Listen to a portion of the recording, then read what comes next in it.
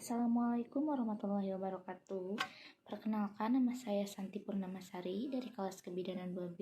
Di sini saya akan menjelaskan tentang kesehatan perempuan dan perencanaan keluarga. Pengertian kesehatan reproduksi merupakan suatu keadaan sejahtera fisik, mental, dan sosial secara utuh dan tidak semata-mata terbebas dari penyakit atau kecacatan dalam suatu yang berkaitan dengan sistem reproduksi dan fungsi prosesnya, peningkatan kualitas kehidupannya. Sedangkan tujuan khususnya yaitu meningkatkan kemandirian, yang kedua meningkatkan tanggung jawab, dan yang ketiga meningkatkan peran serta tanggung jawab sosial.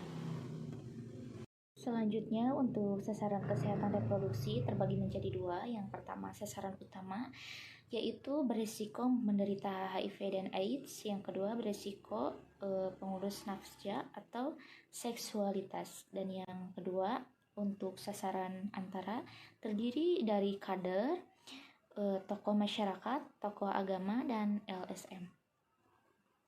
Selanjutnya, untuk komponen kesehatan reproduksi yaitu peristiwa kehamilan yang merupakan persalinan dan nifas, kurun kehidupan wanita yang paling tinggi resikonya karena dapat membawa kematian. Kemudian, maka kematian seorang ibu bukan hanya satu anggota keluarga tetapi kehilangan kehidupan sebuah keluarga. Peran ibu bagi anaknya yaitu seorang ibu akan melahirkan ataupun tulang punggung bagi seluruh keluarga. Kemudian yang kedua yaitu komponen keluarga berencana. Merupakan komponen ini penting banget karena Indonesia menjadi urutan keempat dengan jumlah terbanyak di Indonesia.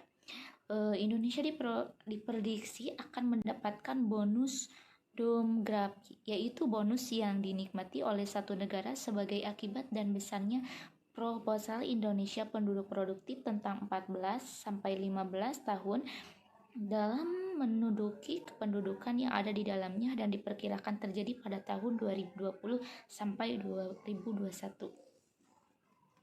Kemudian selanjutnya ada komponen pencegahan dan penanganan infeksi saluran reproduksi atau SR, termasuk penyakit menular seksual atau HIV/AIDS, yaitu pencegahan dan penanganan infeksi ditunjukkan pada penyakit dan gangguan yang biasanya berdampak pada saluran reproduksi, baik yang disebabkan penyakit infeksi non-VMS seperti tuberkulosis, malaria, virosis, dan maupun infeksi yang tergolong penyakit menular.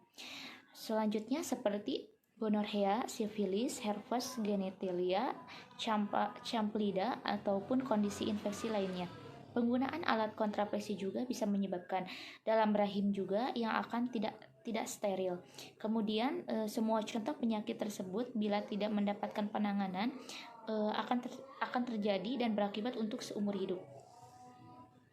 Kemudian yang selanjutnya yaitu komponen kesehatan reproduksi pada remaja, yaitu upaya promosi dan pencegahan masalah kesehatan reproduksi juga perlu diarahkan pada masa remaja, dimulai pada terjadi peralihan fungsi tubuh terjadi dalam waktu relatif dan cepat.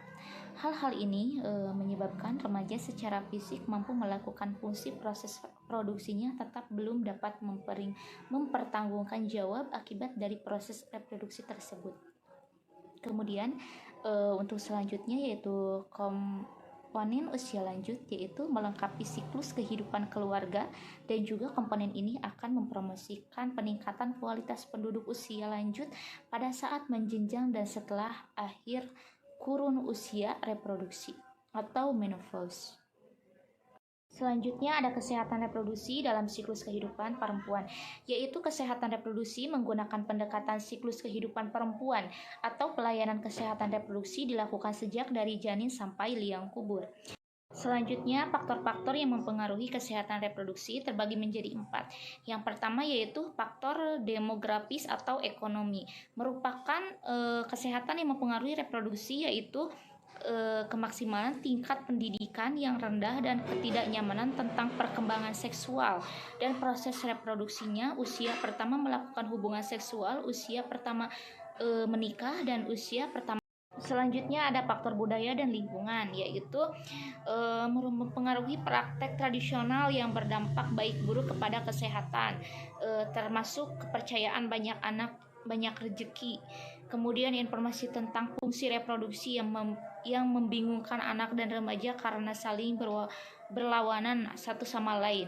Pendampingan agama juga dan status perempuan, ketidaksejahteraan gender, lingkungan tempat tinggal, dan cara bersosialisasi. Untuk selanjutnya ada faktor psikologis, yaitu sebagai contoh rasa rendah diri atau low self-esteem, tekanan teman sebaya dan tidak kekerasan di rumah, lingkungan terdekat, dan dampak adanya keterkanan orang tua dan remaja. Kemudian depresi karena ketidakseimbangan hormonal, rasa ingin berharga, rasa tidak berharga sebagai wanita terhadap pria yang membeli kebebasan secara materi. Untuk selanjutnya yaitu faktor biologis, yaitu mencakup ketidaksempurnaan organ reproduksi atau cacat sejak lahir.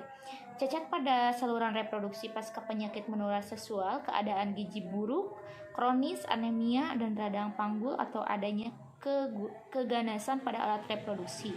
Untuk selanjutnya yaitu ruang lingkup kesehatan reproduksi, yaitu reproduksi mencakup keseluruhan kehidupan manusia sejak lahir sampai mati.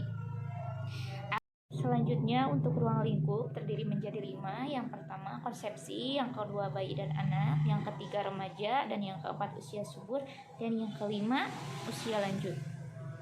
Untuk selanjutnya masalah kesehatan reproduksi terbagi menjadi 6. Yang pertama masalah reproduksi, yang kedua masalah gender dan seksualitas, yang ketiga masalah kekerasan dan pemerkosaan terhadap perempuan, yang keempat masalah penyakit yang ditularkan, dan yang kelima masalah pelacuran, dan yang keenam masalah sekitar teknologi. Untuk yang selanjutnya hak kesehatan reproduksi terbagi menjadi 5. Yang pertama definisi hak kesehatan reproduksi yaitu melekat pada diri untuk melakukan atau tidak melakukan, memperoleh atau tidak memperoleh sesuatu, keadaan tentang hak sebagai manusia dan sebagai perempuan. Yang kedua, definisi hak reproduksi secara spesifik sebagai berikut, yaitu pasangan pribadi untuk menentukan secara bebas dan bertanggung jawab mengenai jumlah anak dan menentukan waktu kelainan anak mereka, mempunyai informasi dan cara untuk memperoleh anak dan hak untuk mencapai standar tertinggi kesehatan seksualnya. Yang selanjutnya tujuan hak kesehatan reproduksi yaitu tujuan kesehatan dan hak reproduksi sebagai berikut untuk memastikan informasi yang menyeluruh. Dan selanjutnya hak reproduksi yaitu hak dari bagian dari hak asasi manusia yang melekat pada manusia. Tujuan hak kesehatan reproduksi yaitu tujuan kesehatan dan hak reproduksi sebagai berikut untuk memastikan informasi yang menyeluruh. Dan selanjutnya hak reproduksi yaitu hak dari bagian dari hak asasi manusia yang melekat pada manusia. Dan yang terakhir yaitu hak kesehatan reproduksi, ada beberapa ya. Yang pertama hak mendapat informasi, yang kedua hak mendapat pelayanan, yang ketiga hak untuk kebebasan berpikir, yang keenam hak untuk memutuskan jumlah dan jarak kelahiran, dan yang selanjutnya hak untuk memutuskan jumlah dan jarak, hak untuk kehidupan dan terbebas dari resiko, dan selanjutnya hak atas kebebasan dari pelayanan dalam pelayanan kesehatan reproduksi.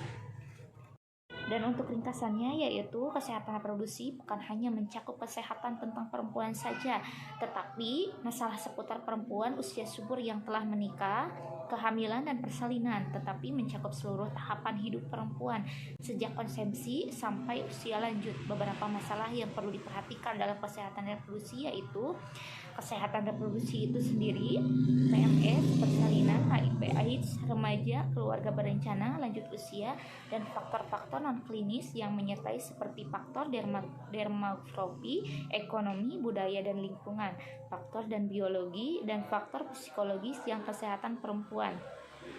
Juga oleh karena itu perlu memberikan pemahaman atas ketertiban perempuan dengan harapan semua perempuan mendapatkan hak-hak reproduksinya dan menjadikannya kehidupan reproduksi sebagai lebih berkualitas.